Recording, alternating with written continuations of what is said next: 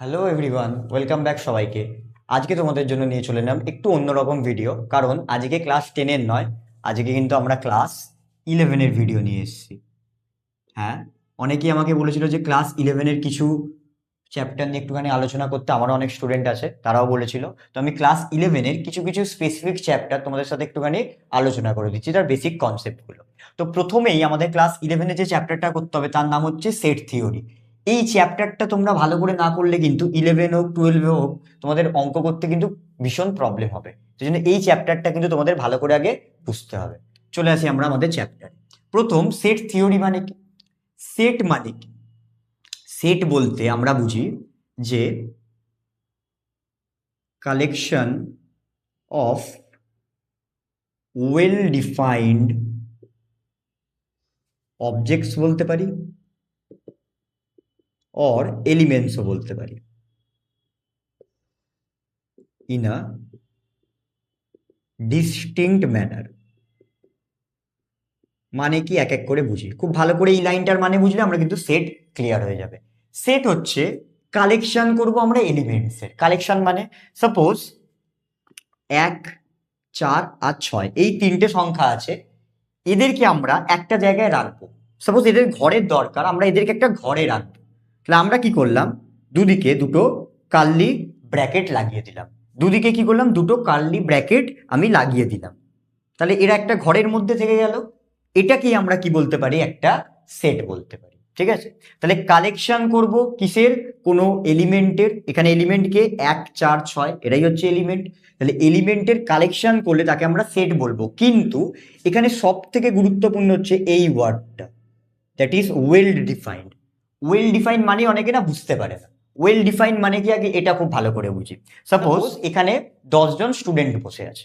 তাহলে আমি যদি কাউকে জিজ্ঞাসা করি যে ওদের ফেভারিট ক্রিকেটারের নাম, জিজ্ঞাসা করলাম যে ফেভারিট ক্রিকেটারের নাম, তাহলে হয়তো এখানে ধরলাম আমরা রাহুল বসে আছে আর আকাশ বসে আছে।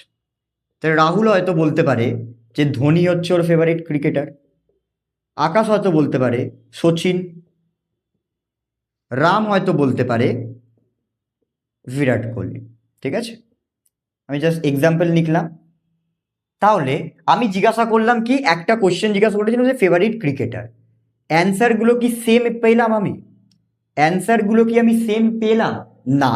তাহলে এই কোশ্চেনটাকে আমরা ওয়েল ডিফাইন বলতে পারবো। কি বললাম বুঝি? আমি একটা কোশ্চেন করেছিলাম, যে কোশ্চেনের প্রত্যেক জনের কাছে আলাদা আলাদা অ্যান্সার আছে, তাহলে এই কোশ্চেনটাকে আমরা কি বলতে পারবো না, ওয়েল ডিফাইন বলতে পারবো না। ওয়েল ডিফাইন বলতে পারবো না, তাহলে এটা সেটের মধ্যে কিন্তু হবে না। এবার যদি আমি ওদেরকে বলতাম যে 2026 T20 ওয়ার্ল্ড কাপ উইনারের নাম, তাহলে ওরা তিনজনেই কি বলতো, প্রথম জন বলতো ইন্ডিয়া, পরের জন বলতো ইন্ডিয়া, এবং এও বলতো ইন্ডিয়া। তাহলে এই কোশ্চেনটার অ্যান্সার কি পেলাম, তিনজনেই সেম দিল এবং সবার কাছে সেম, এদের তিনজন বলে না। আমি এই কোশ্চেনটা যার কাছেই করব সেই কি বলবে, ইন্ডিয়া, কারণ এর অ্যান্সারই হবে ইন্ডিয়া। তাহলে পার্সন টু পার্সন এই কোশ্চেনটার অ্যান্সার কি ভ্যারি করতে পারে না? তাহলে এই কোশ্চেনটাকে আমরা কি বলবো, ওয়েল ডিফাইন। এই কোশ্চেনটাকে আমরা কি বলবো, ওয়েল ডিফাইন। আমি আরো দুটো এক্সাম্পল দিচ্ছি, খুব খুব মনোযোগ দিয়ে কিন্তু বুঝতে হবে, না হলেই গুলিয়ে যাবে। এবার চলে আসি আমরা আর একটা উদাহরণে। এবার যদি আমি জিজ্ঞাসা করতাম কাউকে যে ফেমাস বেঙ্গলি পোয়েটসদের নাম, ঠিক আছে? তাহলে আবার হয়তো কেউ বলতে পারতো রবীন্দ্রনাথ, কেউ হয়তো বললো কাজী নজরুল, কেউ হয়তো বললো বিভূতিভূষণ। কিন্তু যদি, তাহলে এই কোশ্চেনটার অ্যান্সার কি আমি সেম পাচ্ছি? তিনজনের কাছ থেকে কি আমি কখনো সেম পেতে পারবো? কারোর জন্য ফেমাস হয়তো ইনি হতে পারেন, ইনি হতে পারেন, ইনি হতে পারেন। তাহলে এই কোশ্চেনটাকে আমরা ওয়েল ডিফাইন বলতে পারবো না। কিন্তু আমি যদি এটাকে একটু ঘুরিয়ে বলতাম যে একজন বেঙ্গলি পোয়েট হু গট নোবেল, যে নোবেল পেয়েছে, তাহলে এখান থেকে অ্যান্সার সবারই কি হতো, একজনই, দ্যাট ইজ রবীন্দ্রনাথ। কি বললাম বোঝা গেল? তাহলে এটা হচ্ছে ওয়েল ডিফাইন। তাহলে ওয়েল ডিফাইনের মানে কি? আমি এমন একটা কিছু জানতে চাইছি যেটা পার্সন টু পার্সন ভ্যারি করবে না, সবার উত্তর সেম হবে, দ্যাট ইজ ওয়েল ডিফাইন। কি বললাম বোঝা গেল? আচ্ছা, এবার এখানে আরেকটা লেখা আছে ডিস্টিংক্ট। ডিস্টিংক্ট মানে কি? আলাদা, মানে একই জিনিস দুবার লেখা যাবে না। যেমন আমি যদি এখানে একটা সেট লিখতে চাইতাম যে 1 2 4 আবার 1, তাহলে 1 দুবার হবে না। দুবার লেখা মানেও এটাকে আমরা কবার ভাববো? একবারই ভাববো। দুবার কেন, 3বার বলতে পারে, কিন্তু আমরা ভাববো কবার? একবারই। ঠিক আছে?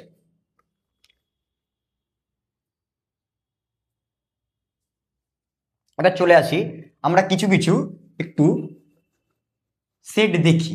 যেমন সেটকে জেনে নেব যে কোনো সেটকে কি দিয়ে লেখা হয়? ক্যাপিটাল লেটার দিয়ে লেখা হয়।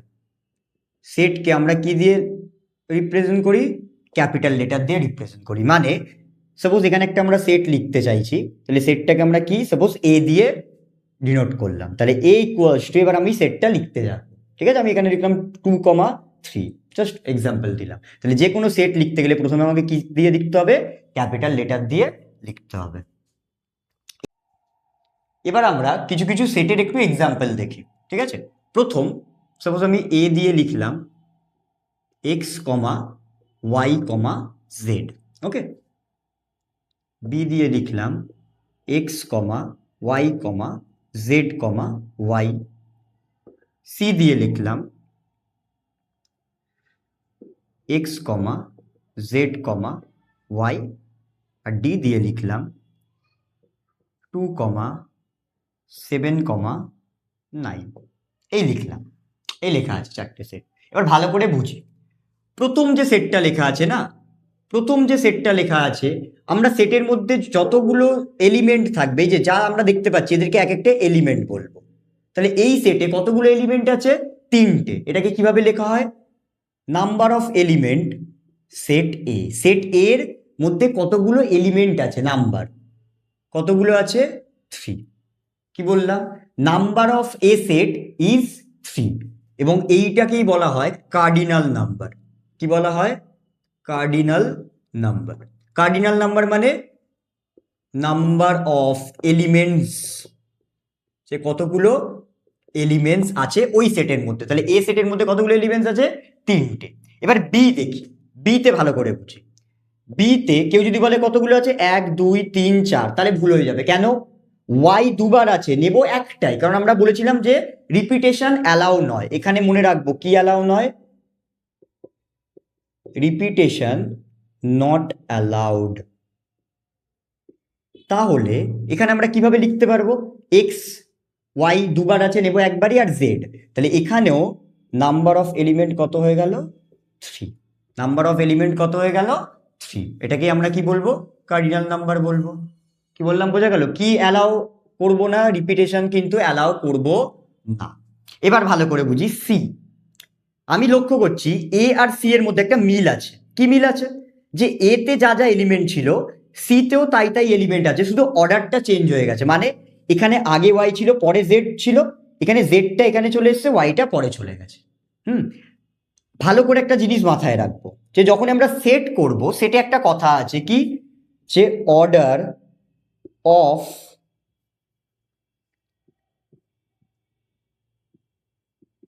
Elements in a set does not matter.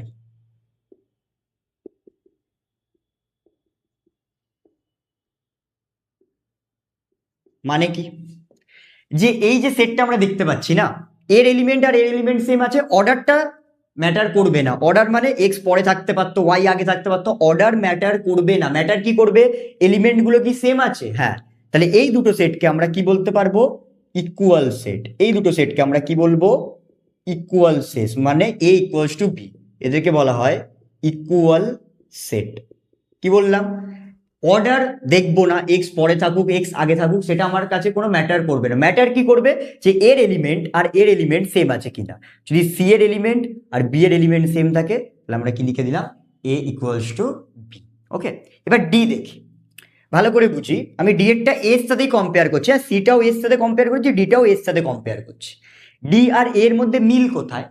মিল হচ্ছে এখানেও তিনটে এলিমেন্ট আছে, এখানেও তিনটে এলিমেন্ট আছে, এখানেও তিনটে এলিমেন্ট আছে, এখানেও তিনটে এলিমেন্ট আছে, কিন্তু এলিমেন্টগুলো কেউ কারোর সাথে সেম নয়, তাহলে তো আমি ইকুয়াল বলতে পারবো না। আবার বলছি, এখানে তিনটে এলিমেন্ট, এখানেও তিনটে এলিমেন্ট, কিন্তু এখানে যা এলিমেন্ট আছে এখানে নেই, এখানে যা আছে এখানে নেই।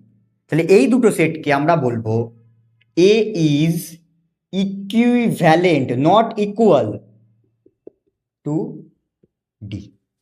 এ ইজ ইকুইভ্যালেন্ট টু ডি, মানে এ সেটটা ডি এর সাথে ইকুইভ্যালেন্ট, মানে কি যে এদের কোনটা সেম?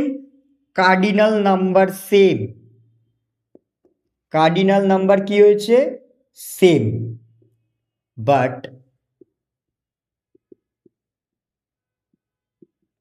এলিমেন্টস আর ডিফারেন্ট। এলিমেন্টস গুলো কি হয়েছে? একে অপরের থেকে ডিফারেন্ট হয়েছে। কি বললাম ভালো করে দেখে নি, যে এই সেটটার আর এই সেটটার কোনটা সেম? Cardinal number. কেন? এরও যদি আমি লিখি নাম্বার অফ এলিমেন্ট কত পাবো আমরা? 3। তাহলে এরও 3 আর এরও কি ছিল? 3 ছিল, কিন্তু এদের এলিমেন্ট সেম নয়, তাই জন্য এদেরকে আমরা কি বলবো? ইকুয়াল না বলে কি বললাম? ইকুইভ্যালেন্ট বললাম। কি বললাম? ইকুইভ্যালেন্ট বললাম। বোঝা গেল? এইটা একটু দেখে নেব। এরপর আমরা আসছি ফর্ম। এবার আমরা চলে আসি আরো দুটো গুরুত্বপূর্ণ বিষয়, যে এই যে সেট আছে না, সেট লেখার দুটো ধরন হয়। একটাকে আমরা বলি রোস্টার ফর্ম, একটাকে আমরা বলি set builder form.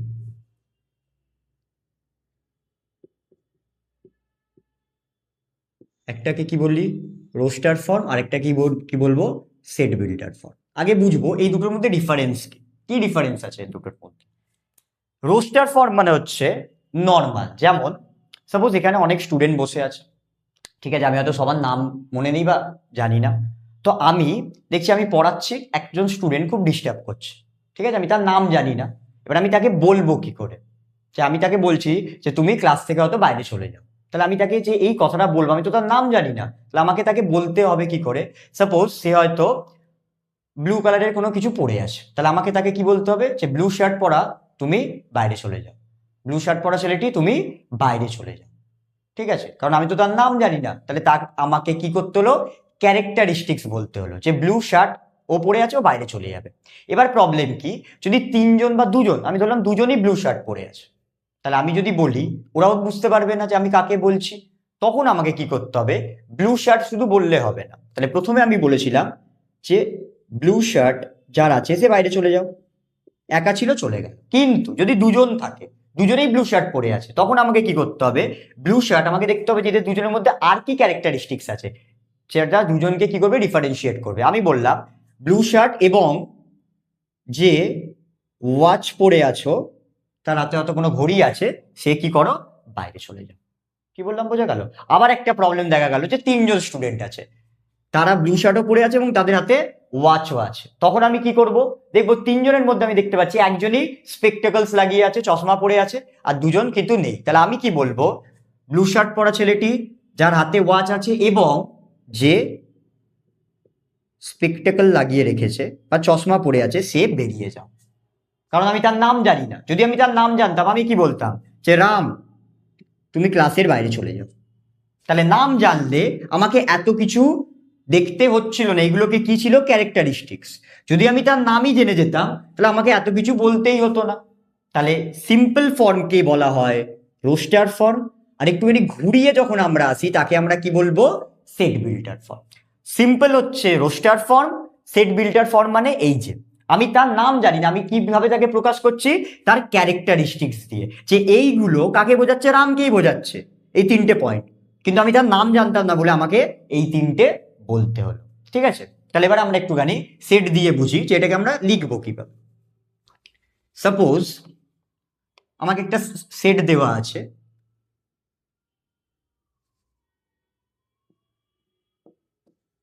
One two three four, এই একটা সেট দেওয়া আছে। সেটে কি কি লেখা আছে? 1 2 3 4। আমি কি বলেছি? আমি এইগুলো ওখানে লিখতে পারবো না, আমাকে এই সংখ্যাগুলো কেমন সংখ্যা কিভাবে পাবো সেটা আমাকে ওখানে লিখতে হবে। তাহলে ওইদিকে আমি কি লিখবো? ওইদিকে লেখার ধরন হচ্ছে এ, এখানেও কার্লি ব্র্যাকেট ইউজ করব। এবার আমি বলছি এই সব কটাকে আমি কি ধরে নিলাম? এক্স। এই সব কটা এলিমেন্টকে আমি কি লিখছি? এক্স। তাহলে এই সব কটা এলিমেন্টের জায়গায় লিখলাম এক্স। এবার এক্সটা কেমন? আমি যে ওকে বললাম যে তুমি বাইরে চলে যাও, কাকে বললাম? কি দেখে বললাম? যে ব্লু শার্ট পরা ছেলেটি বাইরে চলে যাও। তাহলে এক্স কেমন, এক্স এর পর আমরা একটা কোলন সাইন দেবো। এই কোলন সাইনকে কি বলা হয়? Such that. মানে এক্সটা কেমন, এই যে আমি এখানে এক্স লিখেছি, এক্স কেমন, এখানে আমি কি দেখতে পাচ্ছি? এক্স। আচ্ছা, এই নাম্বারগুলো কেউ যদি একটু নাম্বার না জানে তার জন্য একটু প্রবলেম হবে। যে আমরা বলি, আমরা আগে কিছু জিনিস একটু বলে দিই। ন্যাচারাল নাম্বার, হোল নাম্বার আর ইন্টিজার্স, এই তিনটে কিন্তু জানতেই হবে।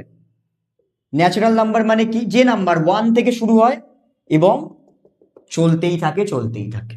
হোল নাম্বার, ন্যাচারাল নাম্বারের সাথে জিরোকে আমরা অ্যাড করে দিই। হোল নাম্বার থেকে শুরু হবে, জিরো শুধু এখানে অ্যাড হয়ে যাবে। তাহলে 0 1 2 3 এবং চলতেই থাকবে। ইন্টিজার্স মানে কি? ইন্টিজার্স এখানে আমরা কি ভ্যালু ডিনোট করি? পজিটিভ। ইন্টিজার্সে মাইনাসও করি, যেমন 0 থেকে শুরু হবে, +-1 +-2 +-3 অ্যান্ড সো অন, চলতেই থাকবে। ঠিক আছে?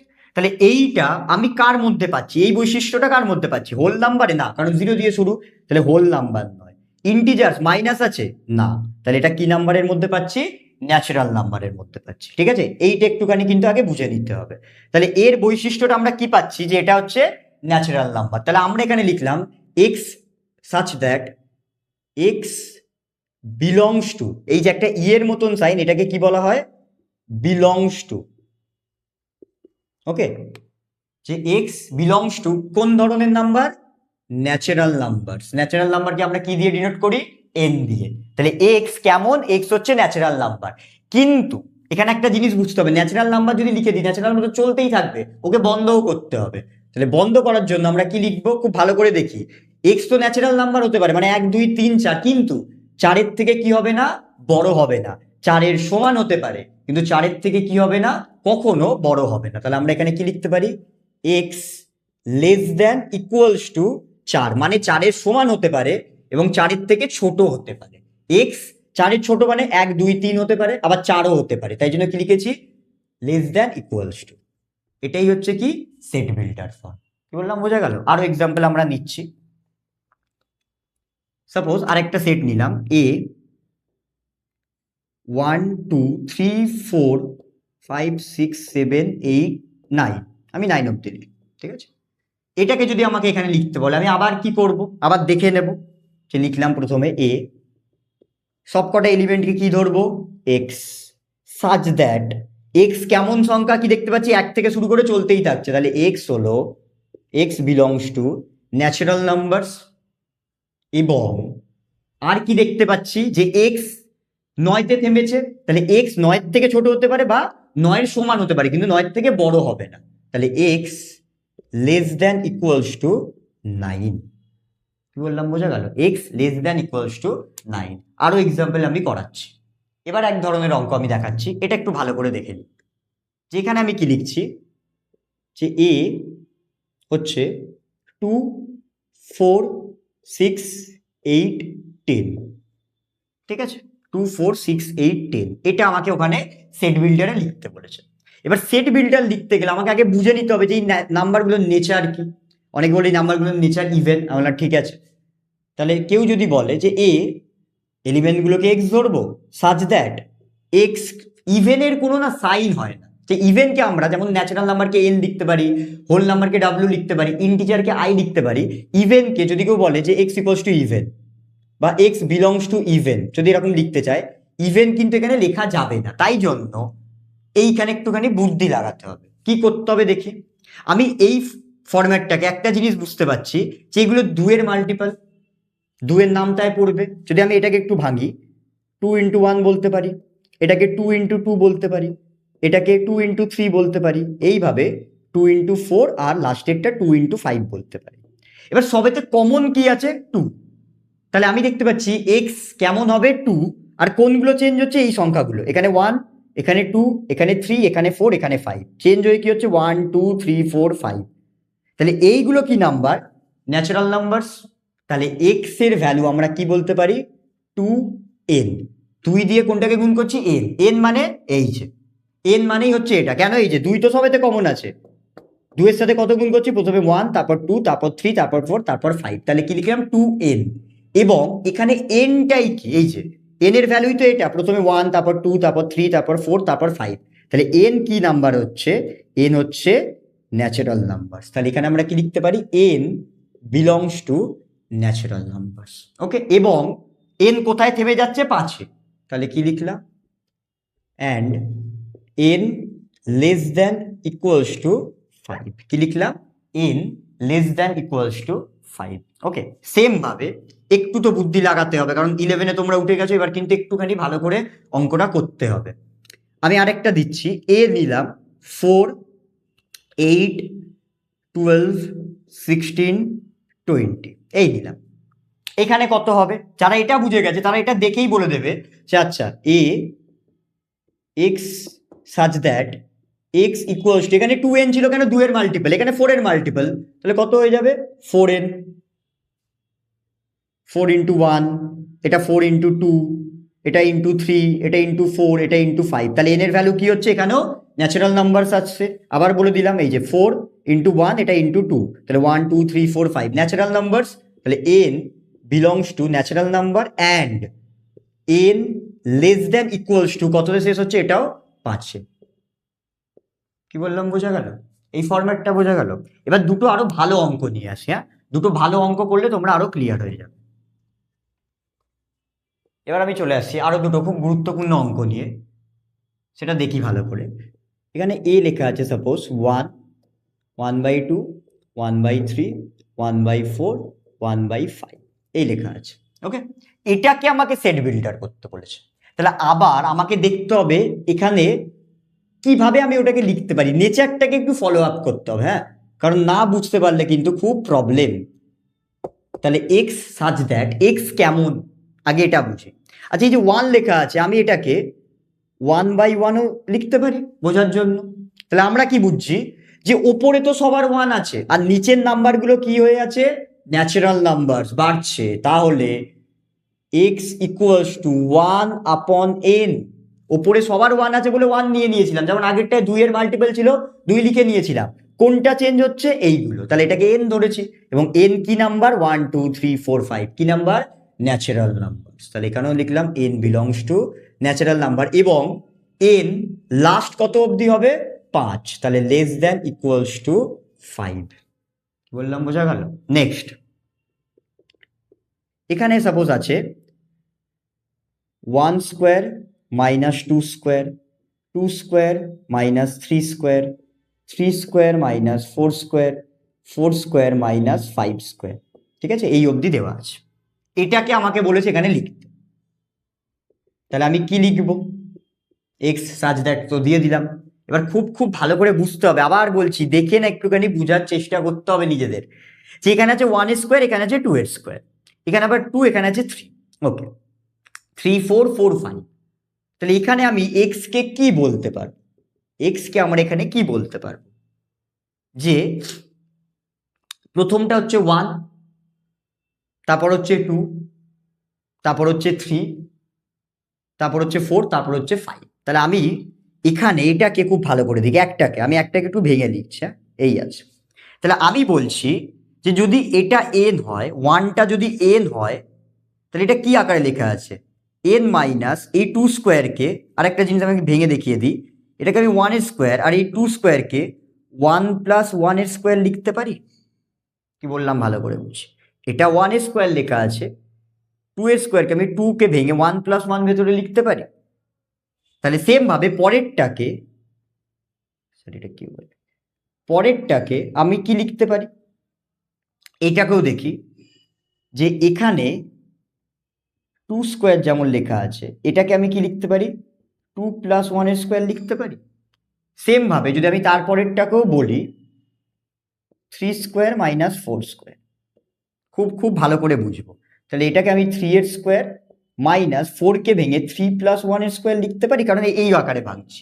তাহলে একটা জিনিস কি বুঝছি, কমন ফ্যাক্টর আবার পেয়ে যাচ্ছি যে 1² এখানে 1² আছে, এখানে 2² আছে, এখানে 3² আছে। পরেরটা করলে লাস্টেরটাও করে দিই,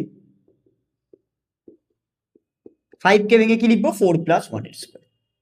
এই এক মিনিট, 4+1²। তাহলে কি বুঝতে পারছি, খুব ভালো করে দেখি যে 1², 2², 3², 4², তাহলে সবেতে এইগুলো কি বাড়ছে এবং এটা ন্যাচারাল নাম্বারস।